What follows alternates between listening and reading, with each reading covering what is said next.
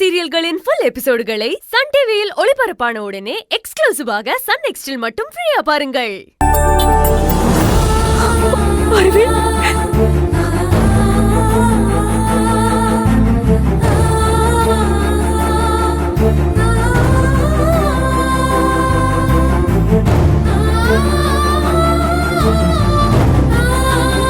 அருவி,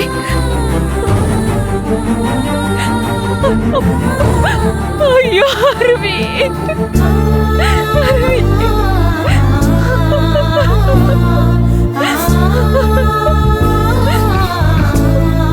அழாதீங்க.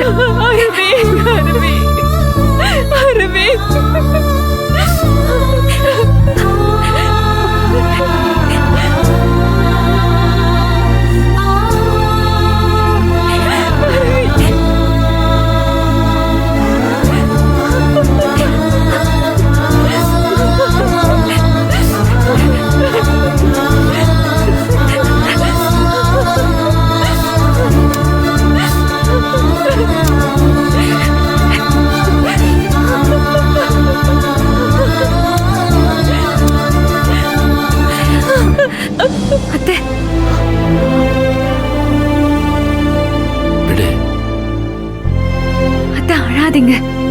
எனக்கு எதுவும் ஆகல, எனக்கு ஒண்ணுமே ஆகல, நான் நல்லாதான் இருக்கேன்.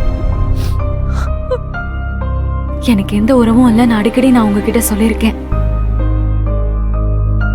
ஆனா நீங்க என் மேல இவ்வளவு பாசம் வச்சிருக்கிறத பார்த்ததும் உங்களை அத்தைன்னு கூப்பிடணும்னு தோணுச்சு. அதான் அத்தைன்னு கூப்பிட்டேன். சரி அருவி,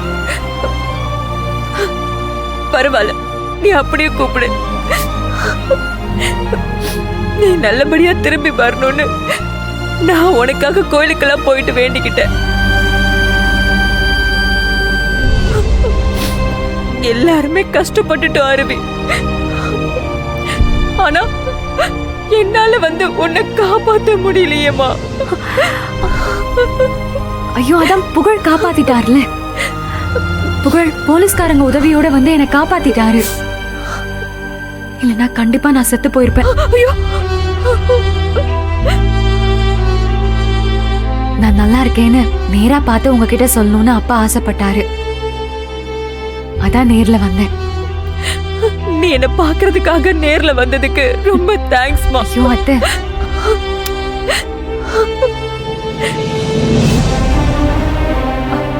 அருவி, உன்னை கடத்திட்டு போனது யாருன்னு உனக்கு தெரியும்ல? என்ன கடத்தினது நாராயணமூர்த்தி தான். ஆனா அந்த வீடியோ ஆதாரம் இப்ப அவன் கிட்ட மாட்டிருக்கு. அதனால இத பத்தி என்னால அத்தை கிட்டயோ மாமா கிட்டயோ புகழ்கிட்டயோ என்னால எதுவுமே சொல்ல முடியல. அதான் என்ன கடத்தினது யாருன்னு தெரியலன்னு நான் வீட்டுல சொல்லி வச்சிருக்கேன். நடந்த விஷயத்துல எனக்கு ஒரு உண்மை மட்டும் தெரிஞ்சிருக்கு. கண்டிப்பா நீங்க கொலைகாரி இல்ல.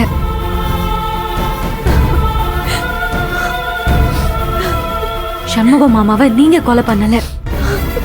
அத முன்ன விட உறுதியா நான் தெரிஞ்சுக்கிட்டேன்.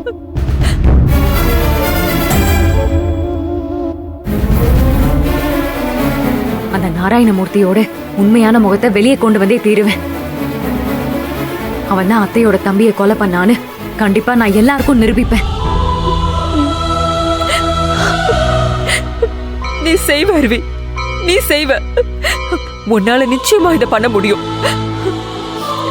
நீ அந்த அளவுக்கு ரொம்ப புத்திசாலி. ஆனா அதுக்குன்னு நீ போய் ஆபத்துல மாட்டிக்காதம்மா. நான் கொலைகாரி பட்டத்தோட சாகுற வரைக்கும் வாழ்ந்தாலும் பரவாயில்ல,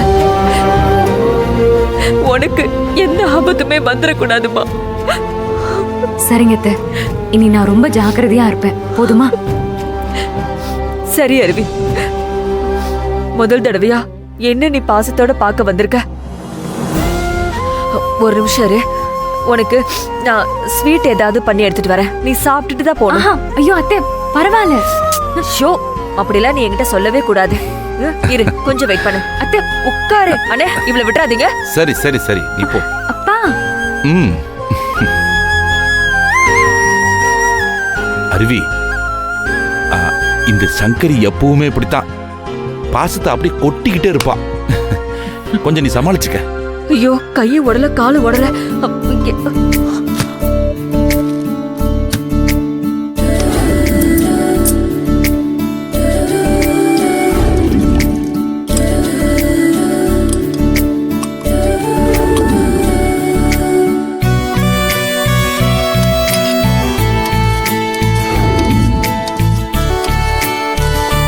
அருவி, நீங்க காணாம போனதுக்கு அப்புறம் அம்மா ரொம்ப கஷ்டப்பட்டாங்க.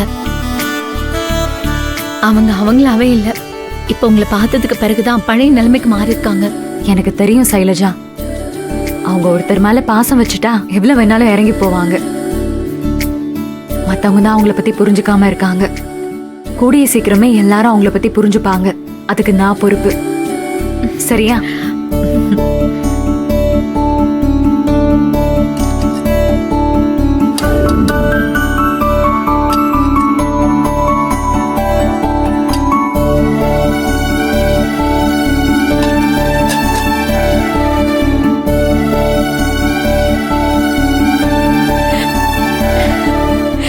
என்னத்த அப்படியெல்லாம் நீ எதுவும் சொல்லக்கூடாது. இந்தா சாப்பிடுமா. கொடுங்க, நான் சாப்பிடுறேன். இல்ல, நானே உனக்கு என் கையால ஊட்டி விடுறேன்.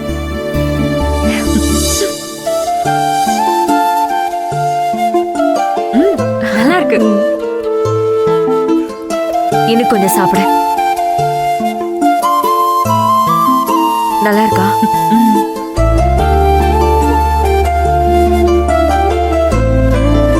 நல்லா சாப்பிடுமா. எவ்வளவு வேணுமோ அவ்வளவு சாப்பிடு. போதும், நிறைய சாப்பிட முடியாது.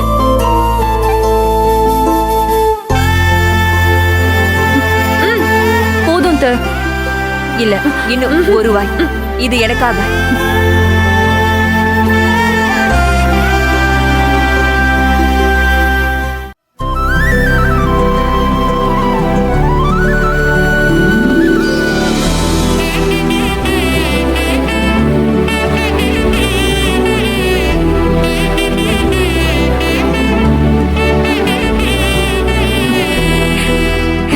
சரிங்க, ரொம்ப தேங்க்ஸ். அப்ப நான் கிளம்புறேன். சரிம்மா, ஜாக்கிரதையா போயிட்டு வா. அருவே, தனியா போகாத. நான் உனக்கு கொண்டு வந்து வேணா உன் தெரு வரைக்கும் கொண்டு வந்து விடுறேன். ஐயோ அத்தை, நீங்க பயத்திலே இருக்கீங்கன்னு தெரியுது. ஆனா இனி பயம் இல்ல. சாவோட எல்லா வரைக்கும் நான் போயிட்டு வந்துட்டேன். இனி யாரும் என்ன எதுவுமே பண்ண முடியாது. நீங்க பயப்படாம இருங்க. வரேன்பா, வரேன். சரி, பாய். பார்த்து பத்திரம் அருவே. அம்மா, உங்க பொண்ணு எவ்வளவு தைரியசாலி பாத்தீங்களா? ஆமா சைலஜா, அவ என்னை விட ரொம்ப தைரியசாலி. சங்கரி, தாய் 8 அடினா புள்ள 16 அடின்னு சொல்லுவாங்க. நீங்க 2 பேரும் அப்படிதான் இருக்கீங்க.